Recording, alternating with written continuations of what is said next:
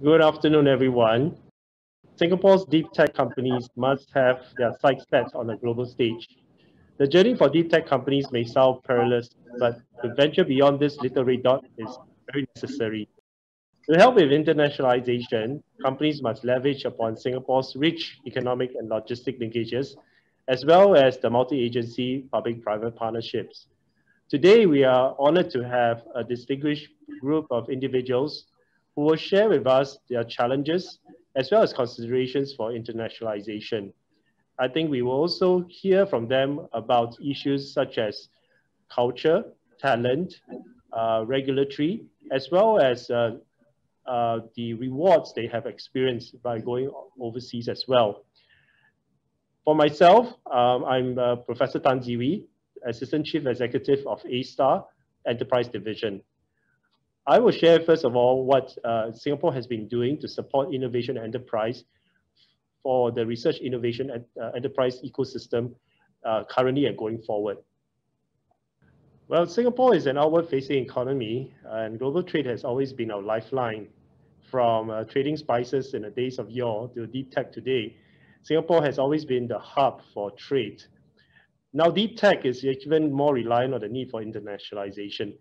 Given the high cost of R&D and productization, the returns will definitely need access to global markets. But to go beyond economic gains, I think it's also bringing about the impact of deep tech to the world. So Singapore's objective for innovation enterprise, or we call I&E, is to expand the base of globally competitive companies through science and technology. Underpinning these three broad strategies: one, to strengthen companies' capacity and capabilities to innovate; to multiply public-private partnership in R&D and innovation; forge strong connections with major innovation hubs and key demand markets. To do this, as part of the government itself, A-Star has stepped up its national role to proliferate PPP models locally. This involves exercising oversight and also strategic guidance of national platforms such as Diagnostic Development Hub, as you see on the screen. A-Star will also coordinate various technology consortia through the ecosystem, and this includes our institutes of higher learning. And this will provide all of us a good opportunity to grow and develop networks with our public sector research institutes as well as industry partners. And more importantly, it also will mean that industry partners will be able to access the best-in-class talent and resources in the local ecosystem. Separately, we also are leveraging upon the Global Innovation Alliance. This is initiated by both Enterprise Singapore and Economic Development Board. It's a network of Singapore and overseas partners in major innovation hubs, as well as key demand markets, with a focus on technology and innovation. Currently, the GIA network, as you can see on the screen, spans across 13 cities in 10 countries. The GIA nodes help Singapore companies expand their market reach by helping companies to understand overseas markets, building the connections to the necessary business units, and provide mentorship exercise. Within Southeast Asia, this has always also been very important for Singapore businesses to venture abroad. And with nodes in Thailand, Indonesia, Vietnam, companies can easily access into the GIA network for their expansion. Just 2 days ago, on the 18th of November, A-Star announced its first overseas center, which is the A-Star Partner Center at Suzhou Industrial Park. And this serves as a gateway and soft landing platform into China for regional-ready tech enterprises in areas such as biomedicine, nanotechnology, AI, advanced manufacturing. A-Star PC at Suzhou Industrial Park will help them incubate their overseas businesses while leveraging A-Star technology capabilities to customize their products and services to suit the Chinese market. Such processes may involve active co-development of the target technology, as well as technology transfer to the enterprises. The first batch of companies going into A-Star Partner Center includes Lucent, Croptech, XGerald Lab, and Wescom, of which today we have the honor of inviting Wescom to share their experience with us. And we also will build the connections with the local public research agencies to allow its partners to tap on this R&D resources for quicker productization. And we also have success story for one of our first batch of companies such as Space that is also going there, and they have also raised money from the Chinese VCs as well. With that, having shared with all of you, I now invite our panel members each to take a turn to share with you their organization and what they have done going overseas as well. Very good afternoon to everybody. It's my honor to be part of the today's forum, and my name is Guok Leong, Director of Ecosystem Development of NUS, and I'm responsible for the Block 71 family of incubators and global ecosystem development. So today I'm going to share a few slides on the entrepreneurship environment and the runway that NUS has. So maybe for the benefit of our overseas guests listening into Switch today, I would like to briefly introduce NUS. The National University of Singapore, NUS in short, is Singapore's oldest university. She is well known for her excellence in research and education, and increasingly she's also known for her entrepreneurial dimension, combining research outcome, education, and entrepreneurship. So with that, let me move on to the next slide. The core of the whole NUS entrepreneurship strategy is really about three major focus. One is about developing entrepreneurial talents through experiential learning. And secondly, to translate research outcome and also to cultivate innovation. And with the aim that eventually all this research outcome can end up to become useful products and services for the market. And thirdly, to support the global startup ecosystem, helping startups to access market and at the same time to tap on the local incubation resources in the various local countries. In the next slide, I'm going to share a bit more on the various program that NUS has under the entrepreneurship the runway.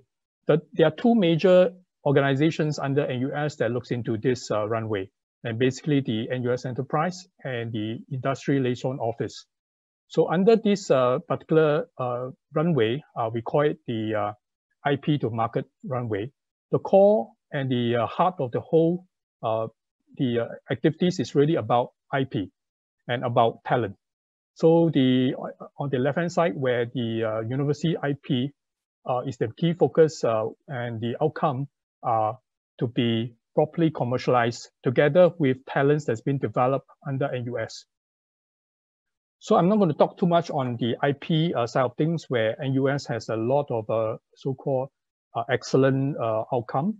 I'm going to instead focus on the various programs that NUS has developed. Basically, under the talent development, which combines with university research, is the programs that develop students that under the Masters of Science in Venture Creation, in PhDs, in also one of their signature programs is really the NUS Overseas College, whereby we send a number of our undergraduate students to be interned in, I would say, entrepreneurial centers around the world, key being Silicon Valley and China, and also in Europe. So from the IP and talents being developed, the university actually encourages this IP and talents to be developed into startup companies. And we have programs under the GRIP, the Venture Building Program, and a Venture Creation Program to encourage the formation of startups around the talents and IP, of course. And then beyond that would be how can we tap on the Block 71 network to help our startups to access the markets in the various locations around the world. And key being that in Indonesia, we have 3 locations, in Vietnam, a location, and also 3 other locations around China and around the rest of the world. So with that, we can also then help our startups to tap on the international so-called market access platform through our signature programs such as the InnoFest Unbound, InnoFest China, and InnoX Southeast Asia. So these are market access so-called platforms that can help tech startups to access the market so-called resources, at the same time to tap on local finances and government help to help them to effectively land into the various locations. So to also further share is that we have research institutes around in China that are pretty so-called strategically located in locations such as Fuzhou, in Suzhou, Chongqing, and Guangzhou to help tech companies or startups to tap on the local ecosystem. So in a nutshell, this is what the NUS has been building the last few years for entrepreneurship runway. So the last slide is really about, if for further information, please feel free to check our website and also the Facebook, so-called Instagram also. With that, I think, thank you for your listening in. A very good afternoon to the audience of Switch 2020. Great pleasure to be here on this panel for Internationalization of Deep Tech. My name is Lee Han. I'm the co-founder and CEO of Meraxus, a Singapore headquartered biotechnology company focused on developing cancer early detection solutions. So we're looking at a global problem, which is adding increasing cancer burden in Asia as well. And who we are is essentially a technology group based in Singapore that's delivering world's leading multi-cancer early detection solutions. Working with A*STAR and US clinical institutions in Singapore as well as in Asia, we have developed our flagship product, GastroClear, which is the world's first molecular blood test for stomach cancer screening. And we are able to detect close to 90% of early stage cancer. So with that, we have a pipeline to build a comprehensive cancer portfolio to eventually realize our dream of a multi-cancer early detection through a single draw of blood. So we are Asia-centered, and we have global ambition. We are headquartered in Singapore with physical operations in US, China, and Japan. We started from the technology in the early days from NUS as well as A*STAR to really look at the science behind Cancer's Control Center, a novel class of molecules called the microRNAs that essentially regulates many of the crucial cellular processes that is hijacked by cancer. And this year, in response to the COVID-19 crisis, we pivoted some of the capabilities in manufacturing, regulatory affairs, as well as commercialization to work with A*STAR to supply more than 5 million of COVID-19 tests to more than 40 countries globally. In the biotech business, we focus a lot on building IPs because that's the ultimate entry barrier. And beyond cancer, we also work with pharmaceutical companies on cardiovascular and metabolic diseases. So to just share a bit about our journey, we've been in this game for more than 20 years. We officially founded the company as an A*STAR spin-off in 2014. And since then, we have ventured first into the US market, subsequently to China, Japan, and this year we are looking more in the regional market in ASEAN. And the different markets we launch and commercialize different products from a biomarker discovery platform to the cancer early detection tests, and this year, of course, on COVID-19. So we deploy a synergistic approach in commercializing innovative tests, either through the sales of test kits or through the provision of specialty testing services.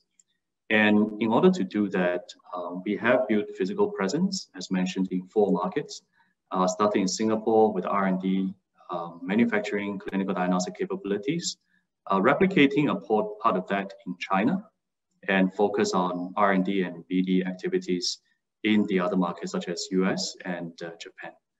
And we have benefited a lot from working with the Singapore governments and agencies to bring the Singapore developed technology into the world.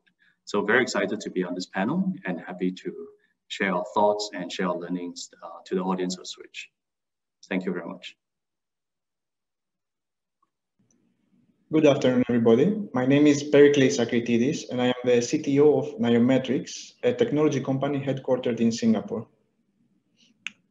Let me describe a bit what we do. So at Naiometrics, we design and build technologies to extract information from massive sources of data, such as telecommunication networks, and transform them into valuable insights that can be used for business decisions. Our solutions work end-to-end. So we have developed our own data acquisition platform, which can analyze a combined base of about 500 million subscribers, which exchange around 60 petabytes of data daily. And we extract information both using the rigid 3GPP standards, as well as heuristics and machine learning. And we use this to extract information such as the applications and devices generating this data, the information about the subscribers, such as whether they're prepaid, postpaid, whether they're roaming or not, whether they're on fixed broadband or mobile. Information about the network elements and the location, such as cell towers, and the radio access technologies, such as 4G, 3G, or 5G. And we transform this information into valuable insights about the network itself. For example, which cell towers might be congested, about customer experience, whether your video viewing works correctly, business decisions, and digital services. So we have built this technology from the ground up to allow us certain unique propositions. For example, we can have the required granularity in the insights without having to depend on OEM vendor, for example. We can produce real-time analytics by co-designing the data acquisition platform with the analytics platform, instead of having to batch process data and wait several hours to get to the insights.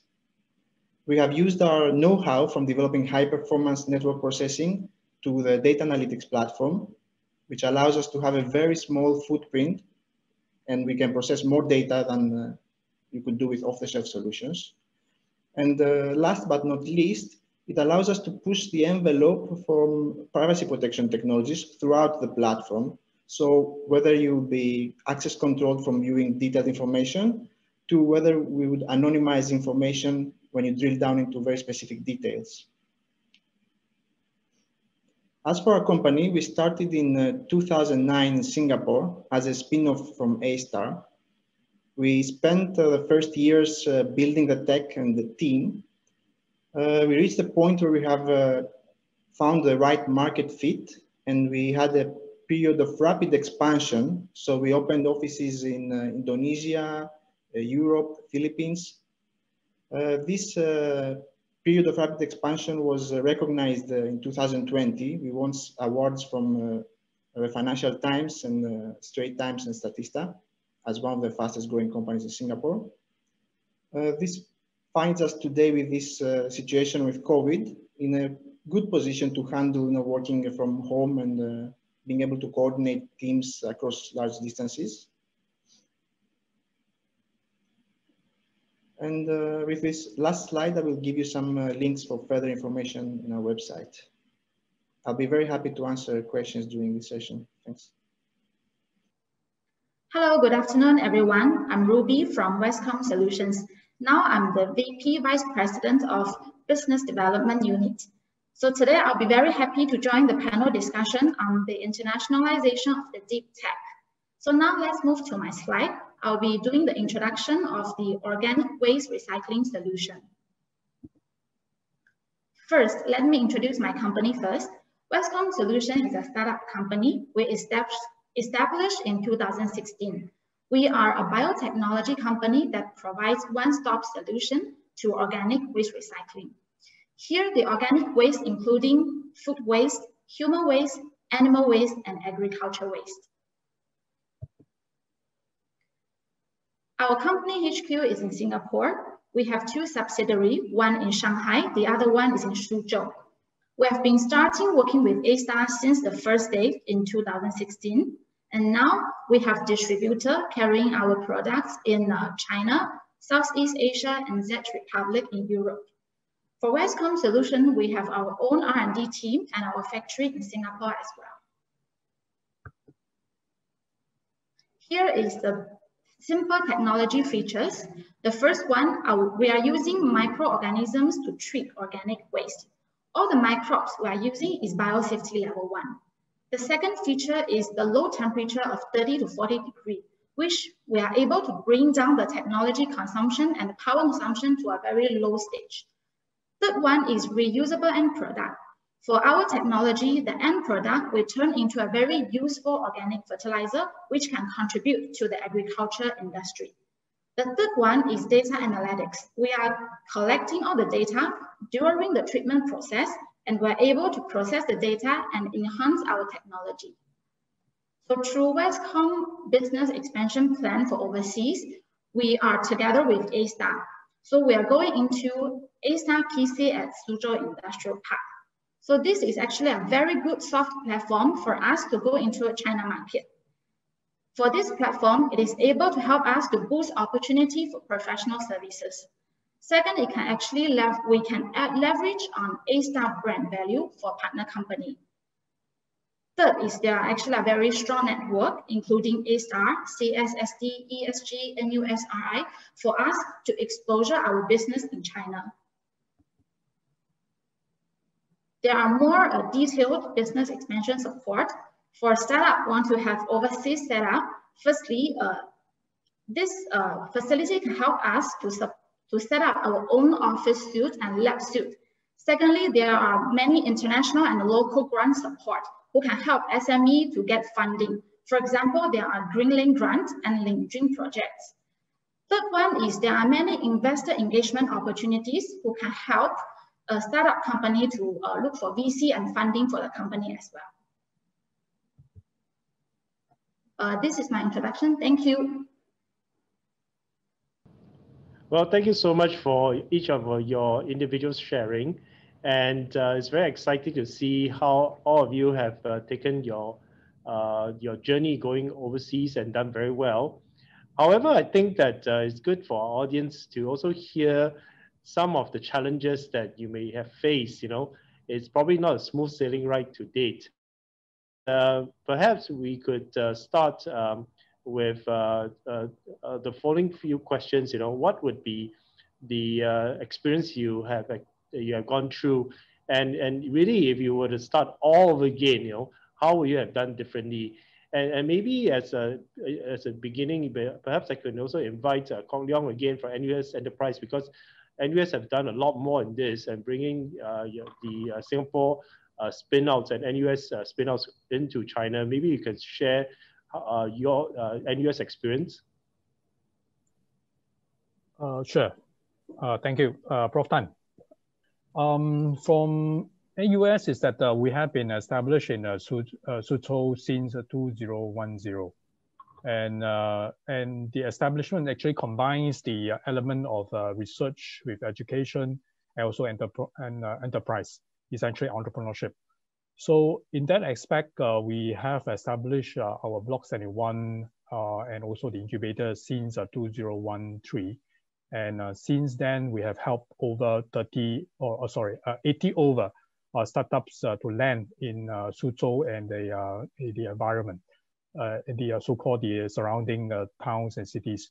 So in order to help the startups to tap onto the market around this part of China, which is basically the Yangtze Delta area, we have established InnoFest China since 2015 for the last about 4 or 5 years.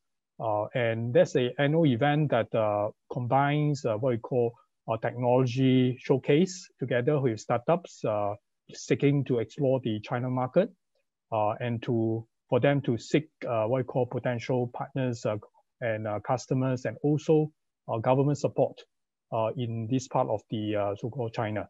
So in that aspect, we have helped, or rather, we managed to get at least quite a number of grants for over 30 startups that has managed to get to establish themselves with government grants. Of course, the rest, not that they are not getting any grants, just that to them, market access is more important than just a government grant. Thank you.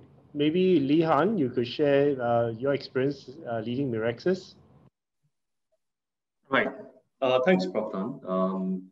So it's been quite a journey for us because in a short few years, we have attempted to venture into US, China, and Japan, which now that I have realized are very different markets. If there is one thing that I've learned is we were very cautious into all of the markets, taking our time, trying to do things sequentially. But as the business needs evolve, I think one of the key things is just to be as informed as possible when we enter a market, really do our homework. And once we have decided and figure out that's the best way to approach it, and I think we need to do things concurrently instead of sequentially. So take, for example, we entered China in 2016 to set up R&D facility. Only in 2018, we set up manufacturing, we started to do registration, which frankly is a very long time.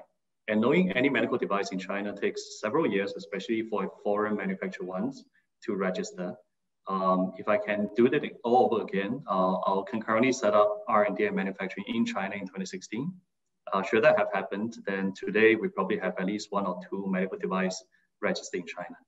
So again, we couldn't have known better, but I think today with the A-Star's help, ESG, as well as NUS Enterprise, the Singapore-based startups has a lot more to learn from, and we're probably much more informed as compared to when we ventured into China a number of years ago.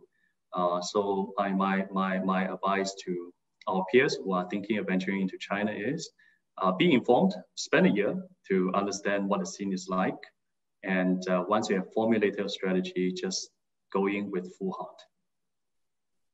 Thank you, Li-Han. Perry, I think that I'm really amazed every day when I hear the updates for Neometrics, and I guess it is also a journey, I guess, from the initial period to date. Maybe it's good for you to share some of the challenge that Neometrics have gone through, and what else will be useful for us to hear.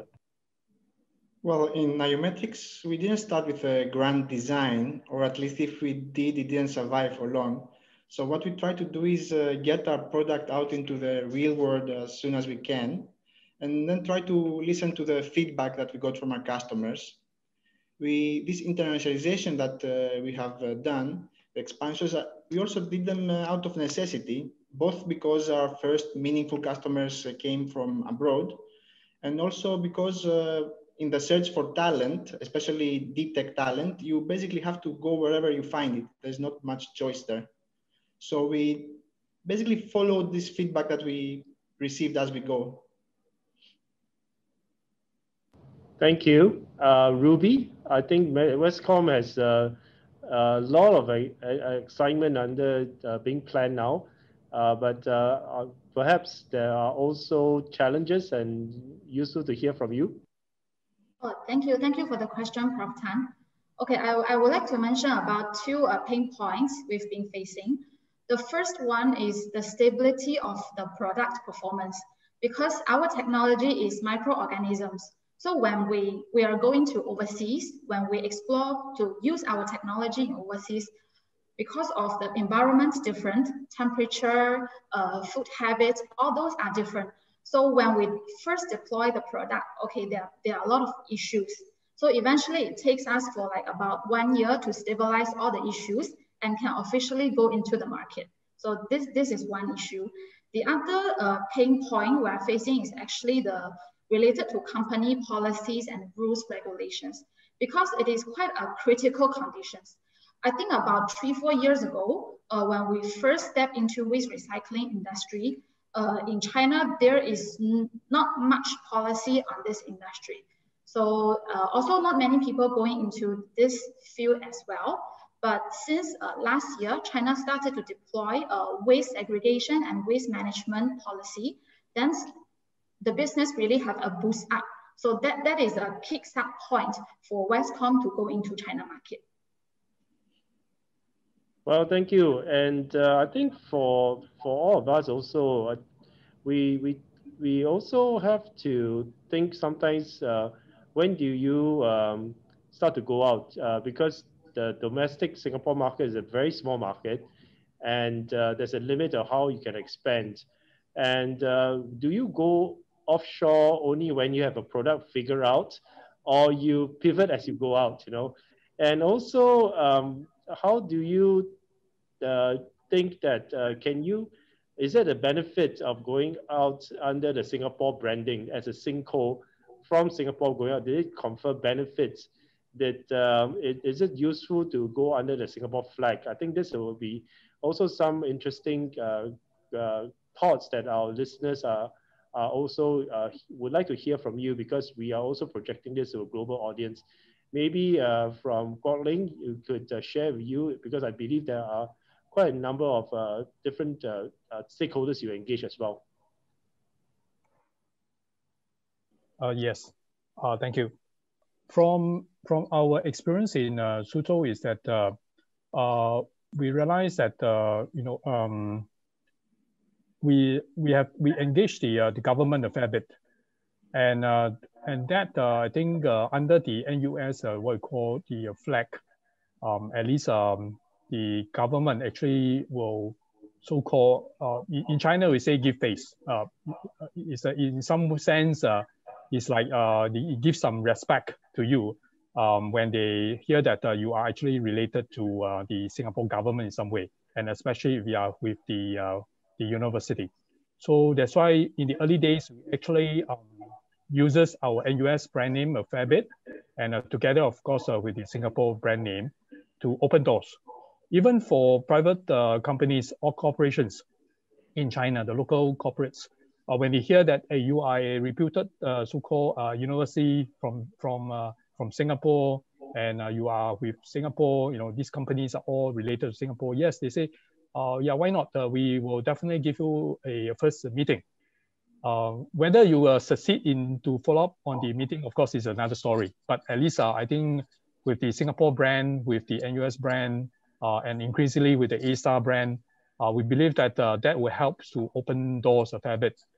And to further add is that I think with the establishment of our various platforms in various parts of China, and of course together with A-Star also, is that we are able to perhaps to understand the market and the local, especially the local market, and together with the so-called the thinking behind some of the local governments to help our startups to tap on the so-called startup resources available, especially on what we call talent grants and the various form of high-tech grants available.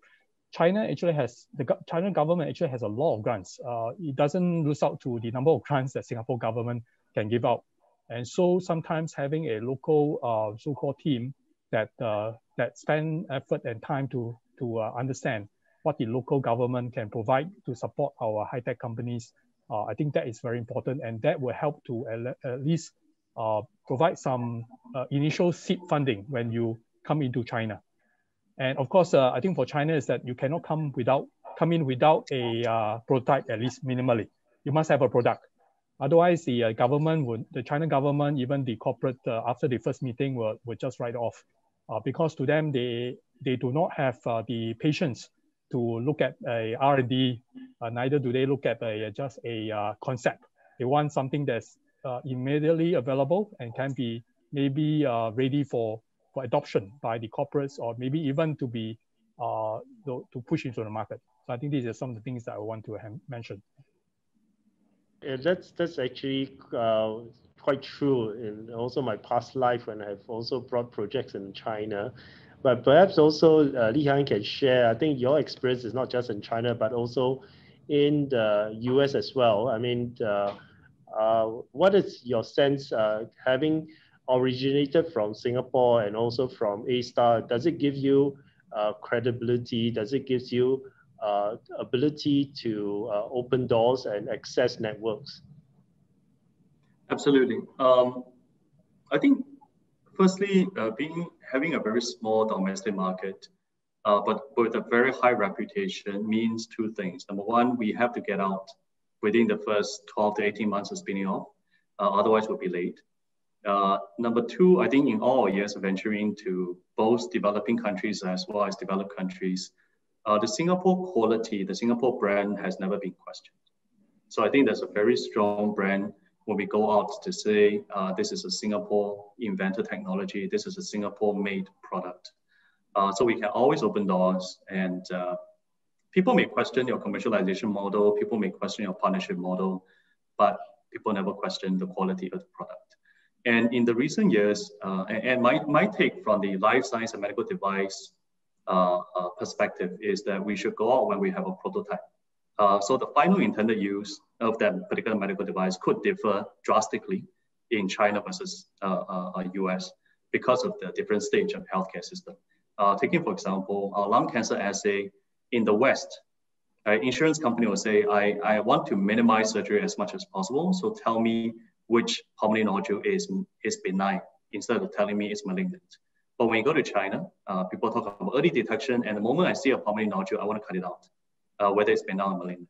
So I think from this perspective, it's very important for us to go to the bigger markets to understand the local healthcare scene and how a medical device can be inserted into the workflow before we finalize. Otherwise, we may be building something which is pretty unique for Singapore that does not apply 100% to the bigger markets. So that's the perspective. The other thing to add is beyond the product itself, very often the foreign partners or the foreign governments will ask us, so how is this used in the healthcare system in Singapore? Right? So it's beyond a product, but rather how can we export a Singapore healthcare model, which is very well respected both regionally and globally. So to us, as a medical device company, flying information with other Singapore technologies, products, or healthcare system is truly beneficial as we go to other markets. Back to you, Prof. Oh, thank you. And I guess, Perry, from your perspective, slightly different from the biomedical, I think the ICT space also has its own uniqueness, and maybe you can share with us. I can confirm that Singapore's brand is very strong overseas. So the feedback we receive from our overseas partners is that Singapore is seen as a trustworthy neutral party. And that has been reflected on us as well by association. So it helps our customers trust us with working with their data.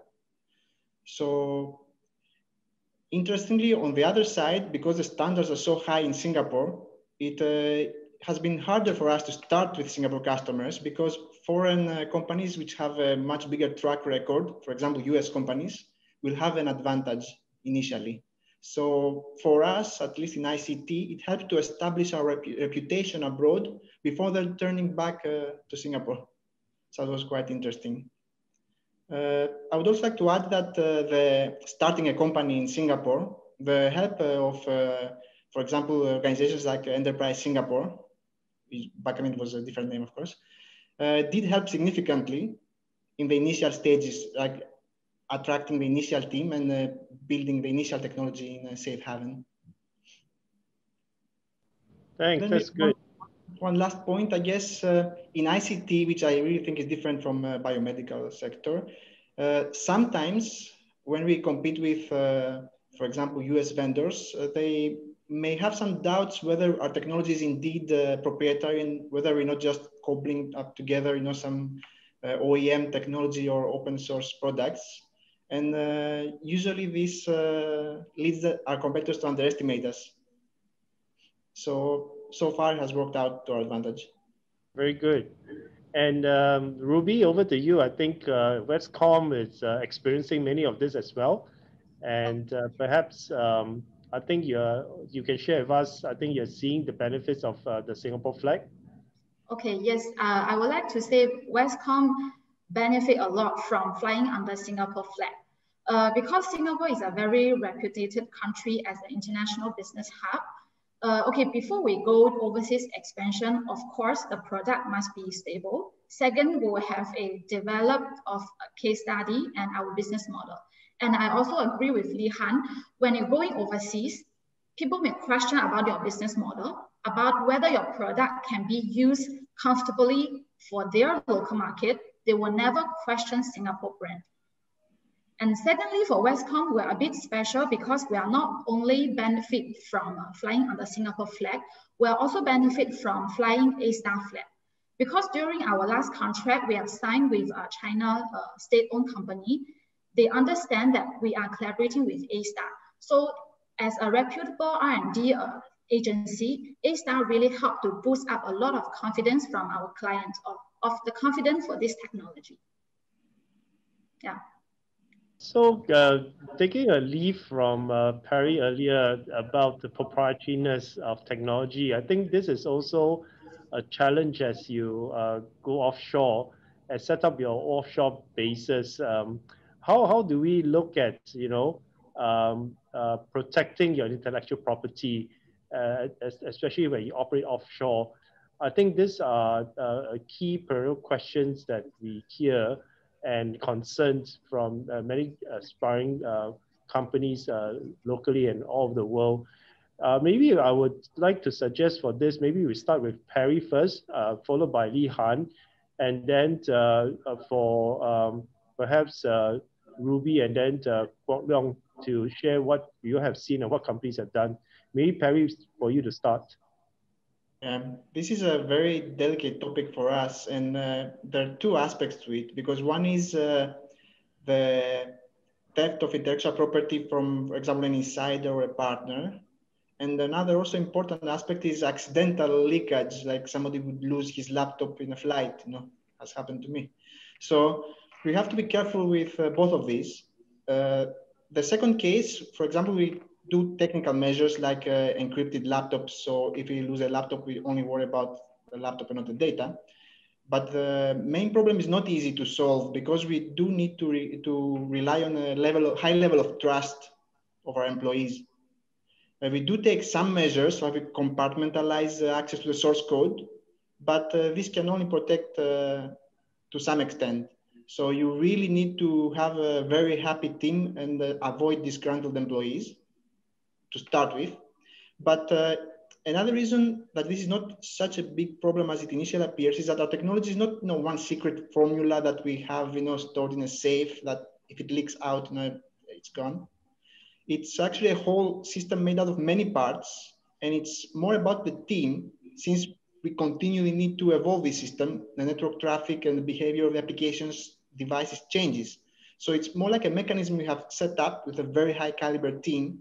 So somebody would have to take the entire team rather than the entire source code in order to be able to continue with this work. So even if a partner would replicate the technology straight away, unless he has the team to go with it, they will not be able to continue. So again, it goes back to you need to have your team happy at all times. Li Han?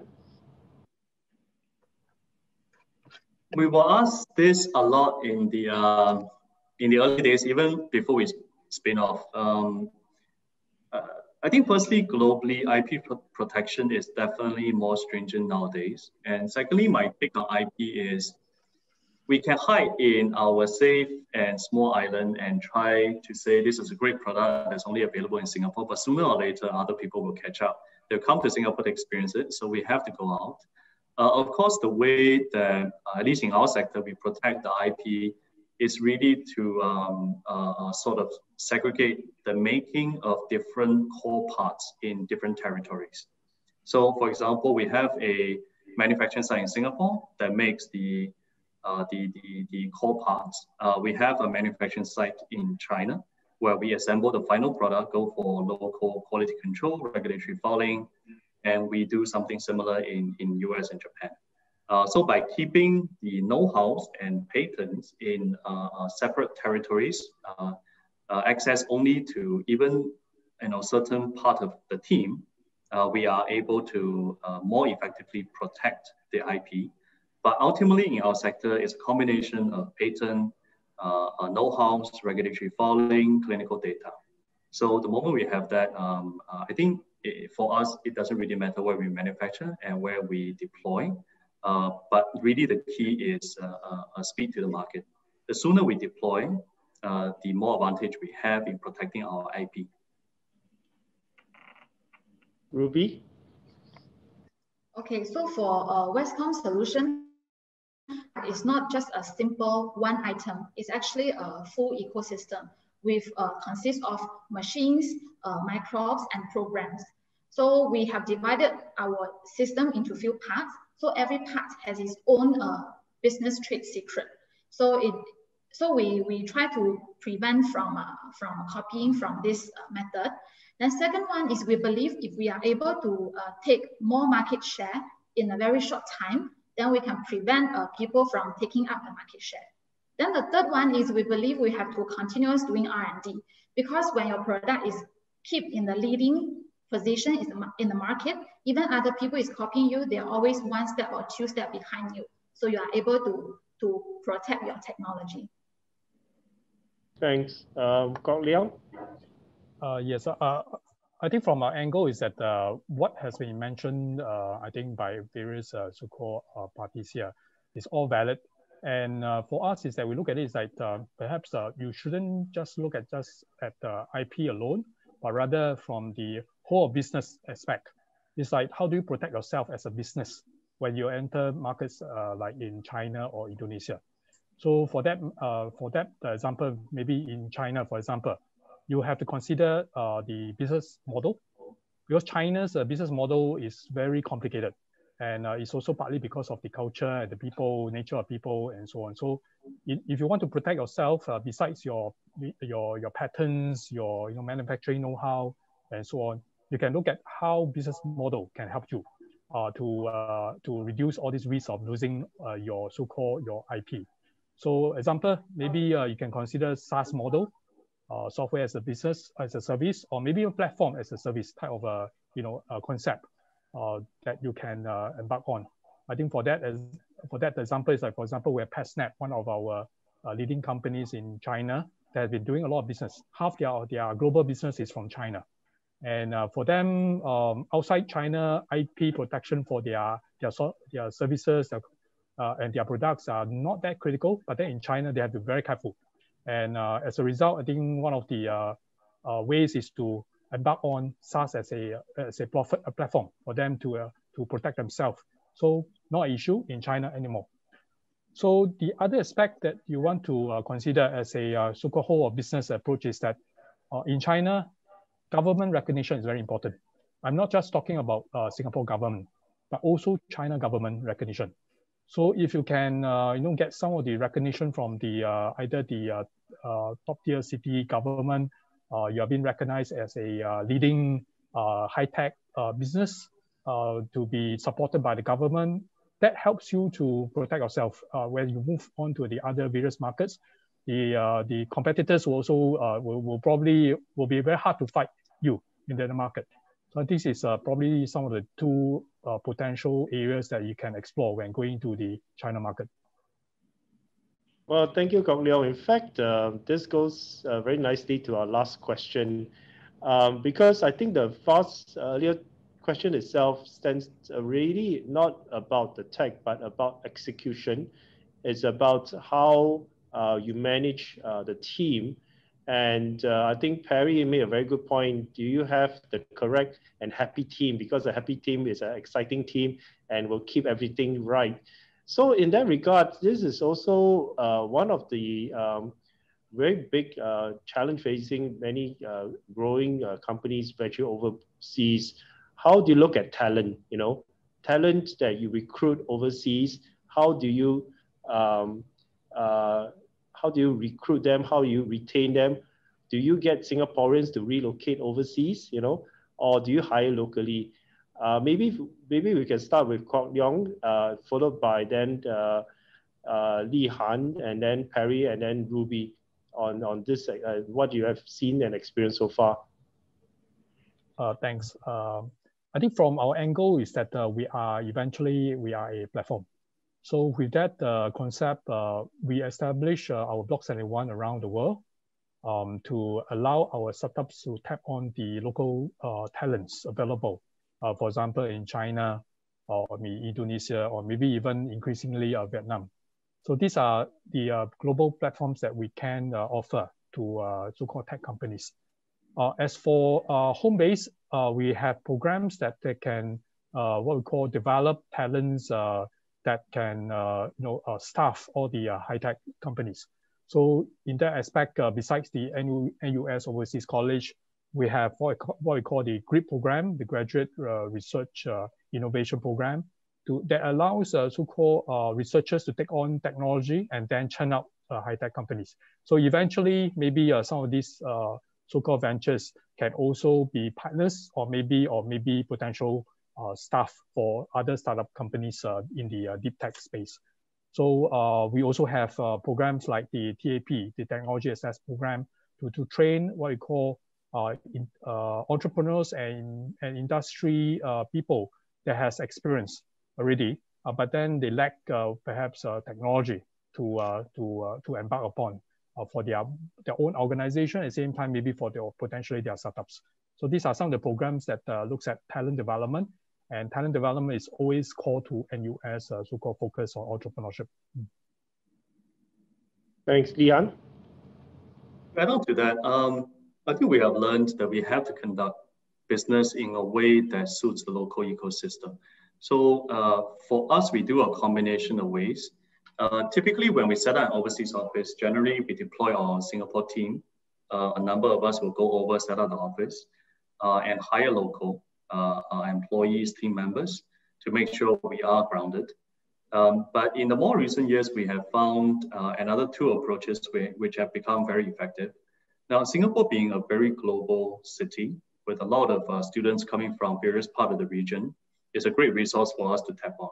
So we can very easily find like-minded individuals in Singapore, welcome them to the team, make sure they have the Singapore DNA, the company DNA for a couple of years, and we send them back to their home country where they can lead the local team. So that's one way that we have tapped upon students, whether it's life science students or MBAs from NUS and TU. The other one for US, we have a lot of Singaporean postdocs or students that's in Harvard, MIT, and all the reputable universities, or could be working in the hospitals. So in the more recent days, we have been meeting up with the Singapore-Malaysian Postdoc Association in Boston, for example, to look for Singaporeans who have overseas experience, wants to remain in the Boston ecosystem, and let them lead the US team. So sort of reverse of what we did for the more regional country. And these are the ways that we find to be quite beneficial and makes life much easier to connect our foreign office to the Singapore headquarters. Thanks, Perry. Okay, as I shared previously, our expansion in R&D has been very opportunistic. But if there's something that we are very careful about is we try to seed every office very carefully so that there's going to be a self-contained, self-sustainable team there so that we can work around problems because of the communication across time zones and these remote work problems. So the way it has worked for us quite frequently is that in Singapore, we have many foreign students who would come, for example, study in the US. They may start working in Singapore for a few years, but later they may decide to go back to their home country, be it Vietnam or Indonesia. And when these people are happy with their work, we give them the assurance that when they go back, they could be the seed of a new R&D office there, which of course we need to help them. So second to that, we make sure that there is a senior sponsor. For example, if there's an office in a European country, maybe I will pick up the mantle of being the senior sponsor, make sure that they're happy, they help them with the hiring at the high level. So we try to seed the offices sufficiently and make sure they're self-sustainable. This doesn't just work with students. There are Singaporeans, for example, who want to have a change of environment. So they want, for example, to go to Australia or some other country. So the employees that we have in Singapore know that if they want to make a change in their life at some point, we have locations already in 7 countries. So they have the flexibility to relocate without risking their job. They can even come back if things don't work out. So we rely a lot on that. And finally, we try to encourage the employees themselves to help us with talent acquisition. So they recommend their acquaintances from university or elsewhere. And maybe one more point is I found this quite funny. We just as experimentally, we tried to add a puzzle on our website, like a challenge, so that we cut through the recruiters. We don't have to think where the candidate comes from.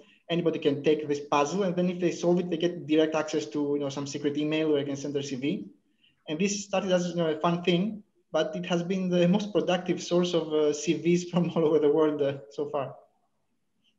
So you have to. Perry, that's a very interesting idea. I'll take it offline. Maybe I'll learn something from you for us.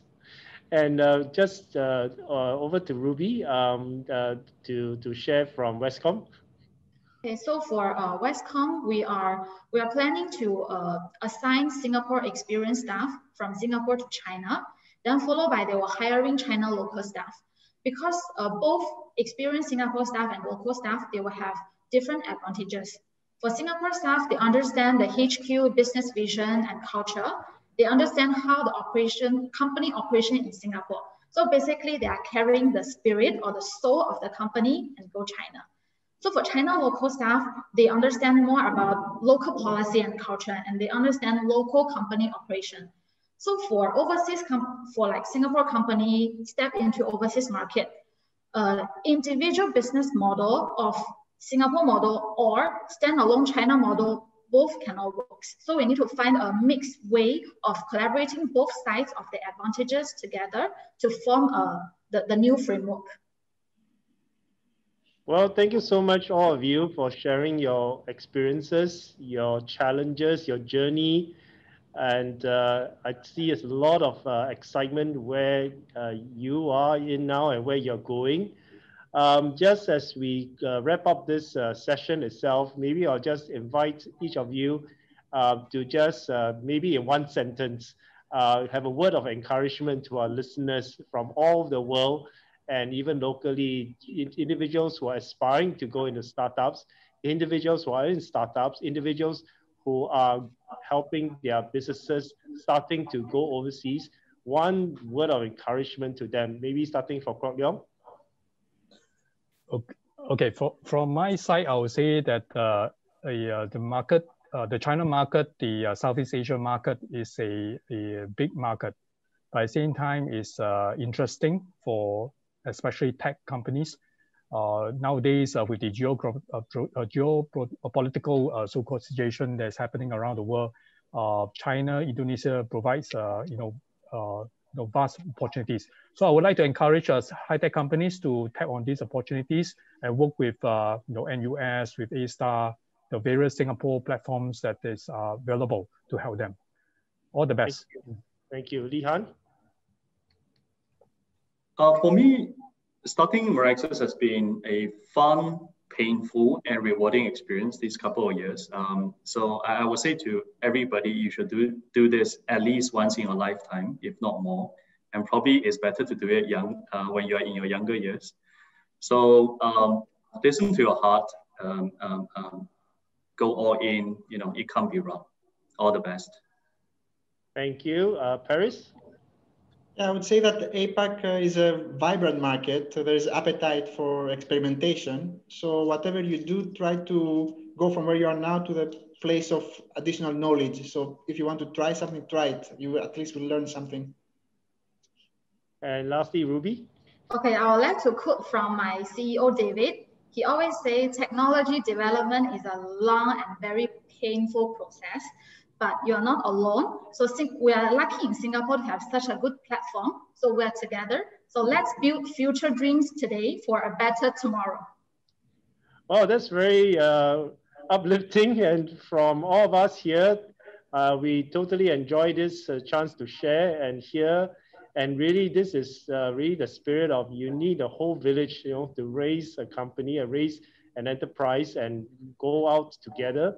I think this is where I will wrap up the session. And thank you so much for all of you.